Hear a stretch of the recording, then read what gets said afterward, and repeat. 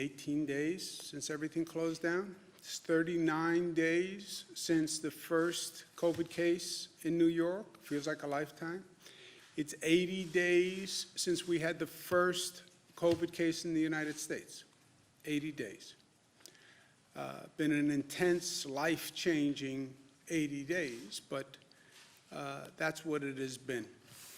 When we started this situation that we are still in the midst of, before people get complacent, the end of March, the White House task force, coronavirus task force, was still talking about 1.5 to 2.2 million deaths, okay? Their best case scenario with quote-unquote mitigation efforts was 100 to 240,000 deaths in the United States, which is breathtaking.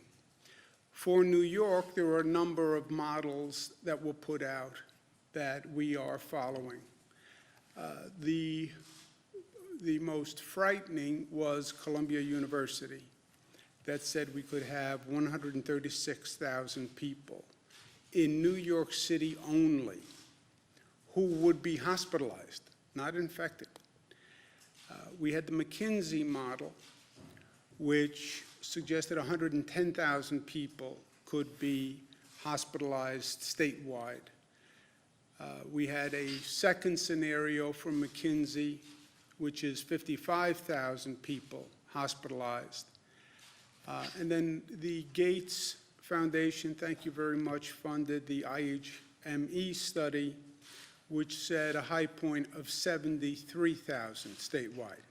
Any of these scenarios are devastating for New York, because remember, we only have a 53,000 bed capacity system statewide, 36,000 beds in New York City. So any of these scenarios are problematic. Luckily, the current trend, if it continues, and if we continue the flattening of the curve, we're at about 18,000 people hospitalized right now. We've increased the capacity of the system dramatically. We have moved pieces around the state like never before.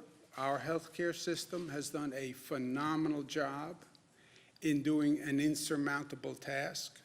Our federal partners, the Army Corps of Engineers, they have just really all done a great, great job. And our theory, and I believe my job as governor, prepare for the worst, hope for the best, but prepare for the worst. Now, we're at about 90,000 bed capacity in our overall system today, with everything we've done. Even the 90,000 beds, as you see, doesn't compare with the most problematic scenarios. 90,000 beds, we can handle the McKinsey moderate scenario. We don't make the McKinsey severe scenario at 110,000. I believe that 90,000, we have a plan to get to 110, converting dormitories, et cetera, but it would be a massive undertaking and a massive scramble. We do make the Gates-funded projection model. The Columbia University model, we can never, that would just be a nightmare. That is the one that keeps me up at nights, because you couldn't get anywhere near that projection. But all of the statisticians also said, look, we don't know how effective you can be at closing things down and social distancing, because we've never done it before. But they all said that's the chance to so-called flatten the curve if you actually got people to comply with all these measures.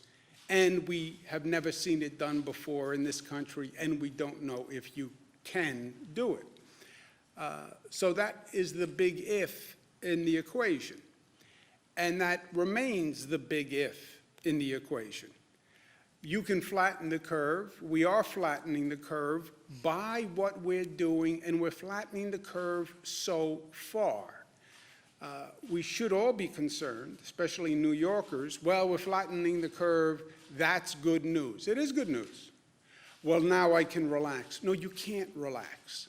The flattening of the curve last night happened because of what we did yesterday. and the day before, and the day before that. This is all a direct consequence to our actions. If we stop acting the way we're acting, you will see those numbers go up. And I show the projection models because we can't handle the worst case scenarios. We can't even handle the moderate case scenarios with all we've done. So it is essential that we keep that curve flattened because we don't have an option of handling the curve if it goes higher. The additional good news is the hospitalization rate does suggest that it's coming down, and we are flattening the curve. We had 200 net increase in hospitalizations, which you can see is the lowest number we've had since this nightmare started, actually. Change in ICU admissions is the lowest number we've had since March 19th or so. So all of this data suggests that we are flattening the curve so far, and the numbers are coming down so far. Number of intubations is down. 3-day average on intubations is down. So far, our efforts are working. They're working better than anyone projected they would work. That's because people are complying with them. You know, there are always two questions. Can you enact these policies? And then can you enact the policies in a way that people will follow? You know, we can enact a policy and people thumb their nose to it and continue doing what they're doing. So there has to be a social acceptance and adherence to the policy. And New Yorkers are doing that. They're acting responsibly and diligently, and we are saving lives by what people are doing today. Our expression has been New York tough because every day is tough on many, many levels. I get it. But every day that we are New York tough, we are actually saving lives. And don't underestimate this virus. I think that is a mistake we made from day one. We as the collective we as the global community. This virus is very, very good at what it does. We lost more lives yesterday than we have to date. We understand, and all the experts have said, Dr. Fauci said from day one to me, you will see the deaths increasing after the hospitalizations because the deaths increase the longer a person is in the hospital, the longer a person is on the ventilator. I understand the scientific concept. I understand the data. But you're talking about 799 lives, the highest number ever. It's gotten to the point, frankly, that we're going to bring in additional funeral directors to deal with the number of people who have passed. If you ever told me that as governor I would have to take these actions, I couldn't even contemplate where we are now. And to put all of this in perspective, I lived through 9/11. 9/11 was supposed to be the darkest day in New York for a generation. We've done everything we can since 9/11 to make sure 9/11 didn't happen again. We lose 2,753 lives on 9/11. We've lost over 7,000 lives to this crisis. That is so shocking and painful and breathtaking. I don't even have the words for it. 9/11 was so devastating, so tragic. And then in many ways, we lose so many more New Yorkers to this silent killer. There was no explosion. But it was a silent explosion that just ripples through society with the same randomness, the same evil that we saw on 9/11. What do? We move forward and we do the work that we need to do. We're going to start an effort called New York Loves, which is going to be a coordination of all the charities and not-for-profits and foundations and people who want to help. There's been a tremendous outpouring of support from organized not-for-profits, et cetera, but also people just wanting to donate, people just wanting to help. The best effort is if we can coordinate all those resources to make sure there's not duplication and we're actually addressing the right need. So the State Department of State, Rosanna Rosado, Secretary of State, and Fran Barrett, who coordinates not-for-profits, we will coordinate all the people who want to donate and help, and we'll work with the local governments that need help. Also, let's learn the lessons of what we're going through now, because we haven't finished going through it. Let's learn how and why this virus kills, especially why we have higher fatality rates among African Americans and Latinos, and what we do about it. Let's understand it, but let's also address it. We're going to be doing more testing in African American and Latino communities. With more data, we're going to open new testing sites, primarily in African American and Latino communities. With SUNY Albany, Department of Health, Northwell, collect the test results, but also collect the information that we need to come up with policies to fix this. Where do people live? Where do people work? What's their socioeconomic status? Where do they socialize? What are their previous health conditions? Why do we have these higher rates, and what do we do about it? And let's do that now. Rapid testing and testing is going to be the bridge to the new economy and getting to work and restarting, right? We're not going to go from red to green. We're going to go from red to yellow. Yellow is let the people who can go back to work start going back to work. Well, how do you know who can go back to work? Test them. You have rapid testing capacity. We have to bring it to scale. We have to bring it to scale quickly. And that's something that the state is working on, as well as the federal government. Let's also find a treatment for this disease. Convalescent plasma, which is plasma from people who were infected that can be then used to treat people who get infected. We need that plasma from people who were infected. We're starting a blood drive and asking those who have recovered from the virus to contact us and to donate blood so we can develop the convalescent plasma treatment. And there's a website on the screen that they can go to help. We also have to be prepared and stay prepared. We have to have the supplies. We have to have the right laws. We have to have the right procedures. Because remember, the 1918 Spanish flu came in 3 waves. We're on the first wave. Everybody is assuming, well, once we get through this, we're done. I wouldn't be so quick to assume that. This virus has been ahead of us from day one. We've underestimated the enemy, and that is always dangerous, my friends. And we should not do that again. There's an article in the LA Times that says the communities that have dealt with this before, like Wuhan, Singapore, are now seeing a second wave of infection.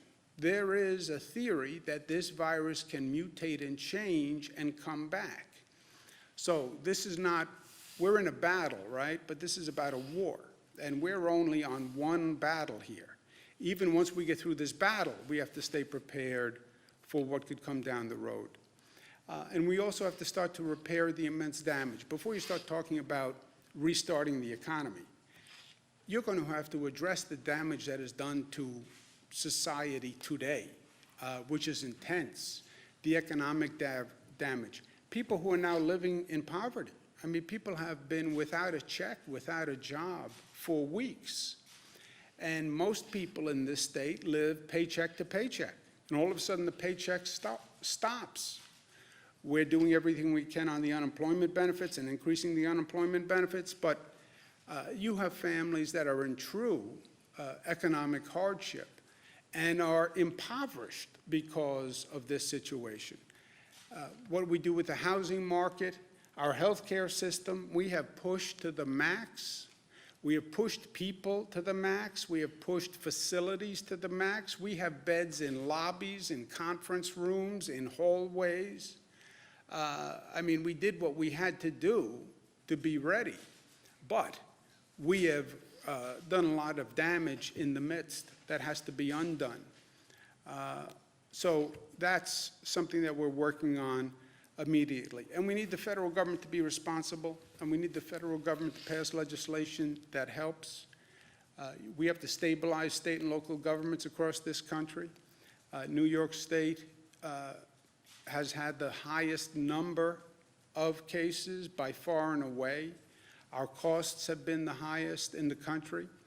The past legislation that was enacted, we were told would bring $6 billion to health care. When we did our state budget a couple of weeks ago, we believed what they said, and we thought we were looking at $6 billion in health care funding. Turns out, when we actually read the language, it was about $1.3 billion to the state of New York, which is much different than $5 or $6 billion. And the funding disqualified 1/3 of New York's Medicaid recipients, which nobody said. You know, and to our federal representatives, I spoke to Senator Schumer, I spoke to Senator Gillibrand, this is no time for politics. This is a time to enact the legislation that actually addresses the need. And I was in Washington for 8 years. I get how the political process works in Washington, not here and not now, my friends. We also have a significant mental health issue that comes with what we've done, the isolation, the disorientation. It's a growing problem. We have a growing problem with the number of domestic violence cases.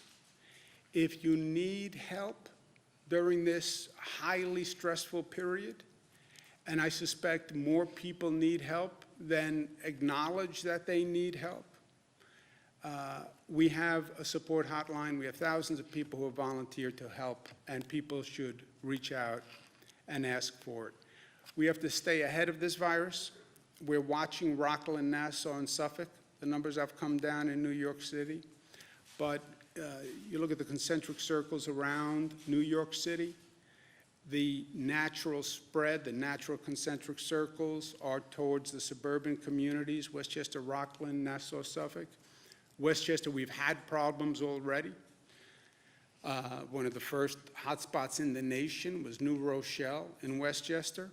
Now we're seeing numbers creep up in Rockland, Nassau and Suffolk. The numbers are creeping up, so we're watching those areas next. We sent additional equipment last night. And the overall point is, look, you stay at home and you save a life, period.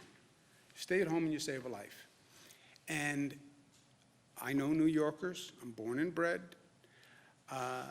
The instinct is, well, this is good news, now I can relax, because by the way, I've been dying to relax and get out of the house and end this Groundhog Day reality.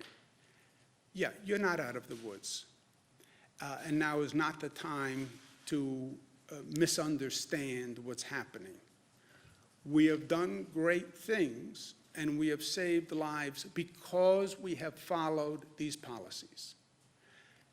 The moment you stop following the policies, you will go right back and see that number shoot through the roof.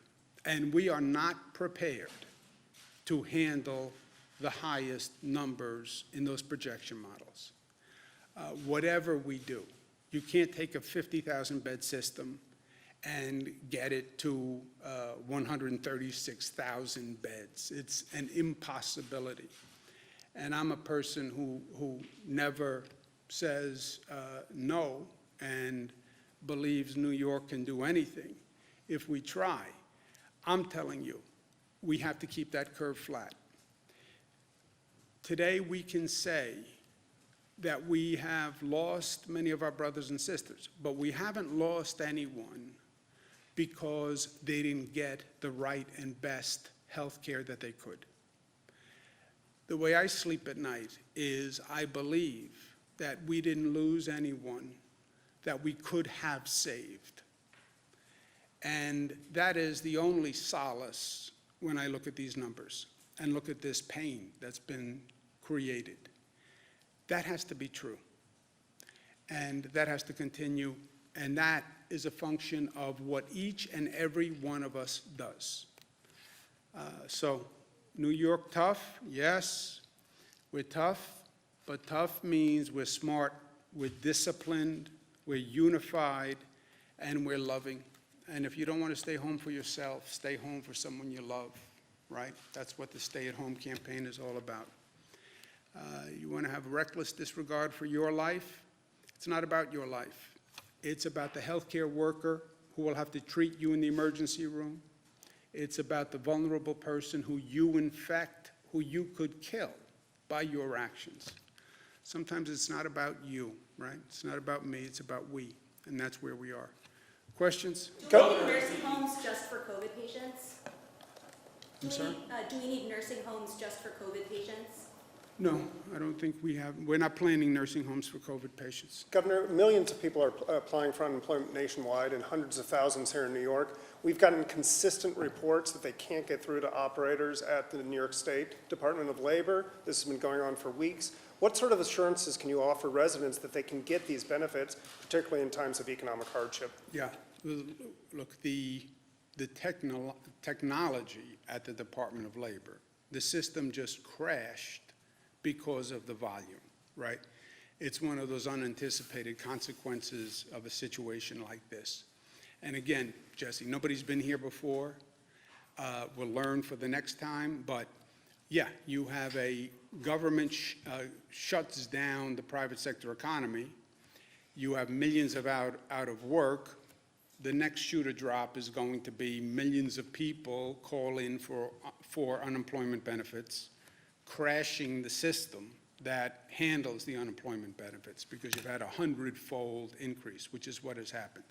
We have 1,000 people who are now working on just personnel for that incoming system. Think about that, 1,000 people who are working on processing applications for unemployment benefits. That was like the number we used to get of applicants. Now we have 1,000 people processing applications. We're working with Google to come up with an online mechanism that bypasses any phone certification. The phone certification was important because you want to make sure that people who are applying are also qualified. So we're doing everything we can. The good news is whenever you sign up, your benefits are going to be retroactive. You will not have received the check. I get that, and that's causing anxiety. But it's not like you're not going to get the same benefit because you didn't get through on Monday and you didn't get through until Thursday. Melissa's been working on the system. You want to give an update? Sure. So just to give everybody a little bit of context, these numbers will come out later today, but last week there were 350,000 unemployment claims in New York. Going back to March 9th, we're at 810,000 unemployment claims. So far, 600,000 of those claims have been successfully processed, so you've got over 200,000 that are still in partial status. What happens is you go online, you fill out the application. If you fill out the application in full, you're done. If you leave any of the fields blank, what's been happening is they tell you call the system. So you call the system to follow up. That's what then caused the crash in volume, and then the system goes down. As the governor said, we've been working with Google. Today, between 5 and 7 p.m., the system is going to go down to reboot. 7 o'clock, the new application goes online. It's streamlined. There are fewer questions. And once you get to the end of that, if you successfully fill it out, it's going to say you're finished with the application process. If there's any information that's left blank, it's going to say, don't call us. We will call you within 72 hours. And DOL, as the governor said, now has 1,000 people on the phone lines. They're going to be reaching out directly to the people so that people don't have to go through this infuriating process of calling and getting busy signals and thereby collapsing the system. So hopefully starting today after 7 o'clock, the system will be much better streamlined. But as the governor said, it's a volume issue that we've never experienced. Last night you acted to freeze the pay of state workers. Can you talk about why you decided to do that, and also where do you derive that power to essentially break the union contract? Yeah, I'll ask Rob Mahika to speak about the financial stress that the state is under. But look, so many of these things we've never seen before. We have never seen the financial devastation done to the state budget the way it has happened here. Again, in my lifetime, we go back to 9/11, which was the catastrophic event. This is more devastating to the New York economy and New York budget, which is just a function of the New York economy, than 9/11 by far. But Rob, do you want to speak to the question, Karen's question? Sure. Just look at it in the context that we're talking about. We're looking at a revenue shortfall of between 10 to 15 billion dollars, and those numbers are trending more towards the middle of that right now. Look at a context of where we have 50% of the workforce is staying at home, just of the state workforce. As Melissa just mentioned, over 800,000 new unemployment claims in the past 3 weeks. And we frankly don't have the money, right, to make these payments. So we think at this time it makes sense to take a pause. The 2% raises don't go in effect for at least 90 days. At 90 days, we'll review it. Once we have a better picture of what the state's fiscal picture looks like, we've been asking the federal government to provide assistance to the state. If you look at a lot of the labor unions recognize, the state only has a certain amount of resources, trying to prioritize those resources right now to fund the healthcare crisis. In between now and then, let's take a break and let's see if the federal government is going to step up, provide the state with more resources to deal with the revenue shortfall, and then we can deal with those commitments. To your question on where does the state have the authority, within the pay bills for each of these contracts, when the legislature passes them, there are provisions in there to allow for withholds of these payments. So that's what we're relying on right now. And again, we will relook at it in 90 days once we have a better perspective. Excuse me 1 second, Nick. Just let me follow up on that, Karen. Look, life is options, right? You have a $10 to $15 billion shortfall. What are you going to do about it? I can't just sit here and say I'm efficiently operating the state when I know we don't have money to pay the bills that we're incurring right now. The options are you could do layoffs of state workers, option A. Option B, you could buy some time with freezing the raises to state workers. I choose option B rather than laying off people, which would only add to the unemployment claims, the stress, the hardship. Let's freeze the raises because that's better than losing your job. And let's see if the federal government actually does what they said they've been going to do for the past several weeks, which is pass legislation that understands the level of the crisis and gets the state some funding to stabilize our finances. Just how many Go ahead, people? Nick, I'm sorry. Oh, no, just for Rob, just how many people or workers does this affect? It's about 80,000. And how much is it calculated that it'll save? There's been reports that it's like 3.5. About no? $50 million for the 90-day period. Governor, where are we on the antibody test, and do you plan to, share that once it gets approval with New Jersey and Connecticut to coordinate a testing protocol as part of your getting back to work Yeah, plan? we are doing the antibody testing as we speak. State Department of Health has an approved antibody test. It's now about bringing it to scale. It's all of these testing protocols, they all basically exist. None of them are at scale, and that's the next challenge. How do you get rapid testing, 15-minute test to scale, right? We need millions of them. We have roughly a workforce of about 8 million people. You want people to go back to work. How many of those 8 million can you test on the rapid testing? How many can you test on the antibody test to see if they were infected? How many can you treat on the convalescent plasma protocol, which we're asking for blood donations? So all of them, it's a question of coming to scale. These are not government-run programs. They are basically private sector-run programs. So we're reaching out and working with private sector companies who could bring these tests to scale in New York. Whatever we do, I try to do with New Jersey and Connecticut.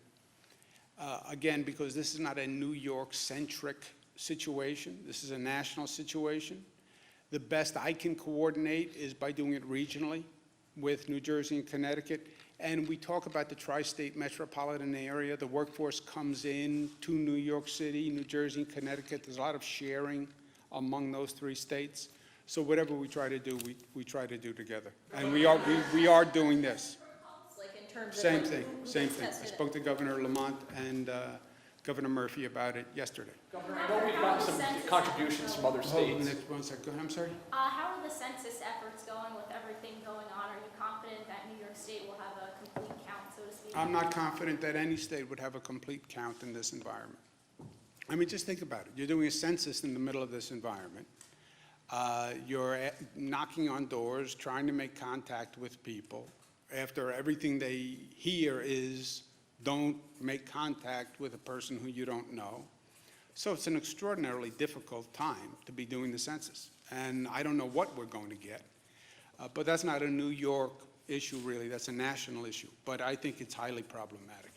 Is there any theory as to why there are an increased number of cases on Long Island and in Rockland County? A lot of New York City residents, when this surge started, fled out east to their second homes. Is that part of the reason why there's an increase? I think if you look at the numbers, forget the second home theory. It's going to be people from Suffolk come into work into New York City. People from Rockland come into work in New York City and have been, it's a suburban community. Parts of Rockland and Suffolk are bedroom communities, so to speak, for New York City.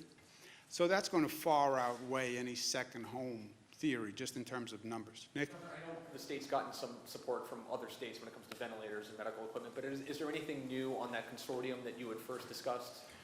Look, when we talk about preparedness, this was, and I don't want to get into a retrospective when you're in the middle of the game, right? Because we're still in the middle of the game. So it's not the time to start to do a retrospective on how the game was played when you're in the middle of the game. Let's just play together. Let's finish the game, and then we'll talk about what could have been done differently or should have been done differently. But, excuse me 1 second. We're in the middle of the game, and the game is going to go on for a period of time, and there may be another game right after it if any of these rumors about second wave are true, or the Spanish flu, second, third wave. The supplies, the equipment, is a real issue to address. Now, there's different ways to do it. The federal government, the president said, federal government's not a shipping clerk for states. One theory is the federal government is the supply purchaser for states. That states aren't left to their own to scale up for a global pandemic. The federal government does it. That's what FEMA does. I come from a strong federal government background. Part of the Clinton administration, we were very active on disasters, and FEMA was a really key player. So, to me, that's a viable option. Yes, this is a federal emergency declaration. It is a war. When you go to war, that's a federal effort, right? It's not state by state that declares war. It's not state by state that you go out and you buy tanks. This is a global pandemic. It's a national situation. Something like 98% of the country is under stay-home orders now. The federal government is the purchaser-in-chief, strategist-in-chief. FEMA buys the equipment, distributes it to the states that need it. Okay? That's option A. And I think that's a viable option. But people can say, well, I don't want to do that. Option B. Okay, option B could theoretically be designed. We've never done this. If you're saying the states have to be responsible for their own stockpile and their own purchasing of pharmaceuticals and medical equipment for a global pandemic, then the states have to do it in a way where they're not competing with each other. I mean, this was just crazy that I'm bidding on a machine that Illinois is bidding on, and California is bidding on, and Florida is bidding on. And we're all bidding up each other. I'm trying to buy masks at the same time that everyone else is trying to buy masks. That is just, and I'm going through all of these efforts. I have to figure out how to do business with China, where I have no natural connection as a state. And every state has to scramble to find business connections with China. I mean, it was crazy. That can't happen again. If the federal government doesn't do it, then the states, as a consortium, I would suggest do it. And let the states create a national consortium of states to do the purchasing in lieu of the federal government. And then that consortium could work with each individual state for an allocation for that state or a purchasing agreement for that state. I'm part of something called the National Governors Association, which is an association of all the governors.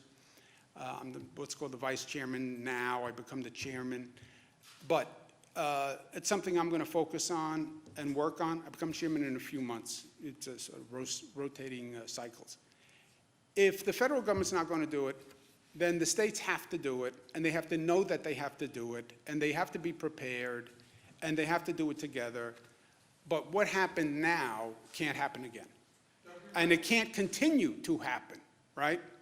Governor, could you please comment on whether or not the state is providing any guidance to local jails, particularly in rural areas, to stop the spread of the coronavirus? Yes, DCJS, on our state prison system and on the local jails, DCJS has provided guidance and new procedures, and we can get that to you. Yeah, more procedures, either directing them to release more jail prisoners or any further guidance to stop the spread, any specifics? I would have to check. I And what's don't the- know if DCJS has done recent guidance, but I can find out. What's That's the- the what- Department what- of Justice. what's- Social distancing, Governor. Mayor de Blasio said that we might see some of these restrictions relaxed by May at some point, but you keep comparing this to 9/11. You say it's taken a catastrophic hit to our state budget, also the death toll. Can you talk a little bit about that? I'm not going to guess when the data will say we should change our practices.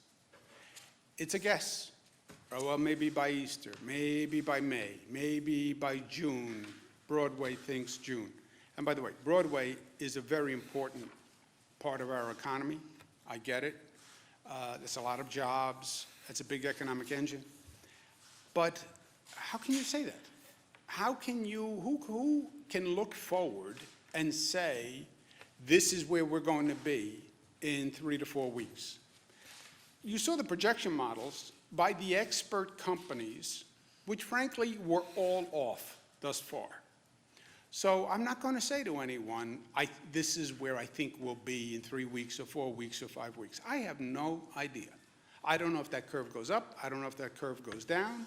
It depends on what we do, and we'll know when we get there. We look at the data every day, and every decision we make is in some ways very simple. As traumatic as they are, they're all data-driven by experts. This is, you look at the numbers, and the numbers and the data should drive the policy. It's not what you politically would like. It's not what you think. It's not what you hope.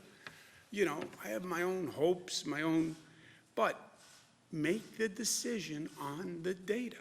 And I'm not going to tell you what I think the data says in 5 weeks, because I have no idea, and I've spoken to the smartest people on the planet for the past month about this, and I'm telling you, the smartest person will start by saying, I don't know. And that's, to me, the sign of wisdom in all of this. And how do these economic projections compare to what happened during 9/11? Well, this economy has been shut down tighter. Remember 9/11, in retrospect, 9/11 was catastrophic emotionally and physically and culturally, and it gave us a sense of vulnerability that we never had before. But on the pure numbers for the economy, this has been more devastating because this was a complete shutdown for now over 1 month of everything. And on the numbers, this is much more consequential for the economy than 9/11. Thank you, guys. I'll talk to you tomorrow. I'll talk to you tomorrow. How confident am I of federal responsibility and action? Not that confident. Thank you, guys. I'll talk to you tomorrow.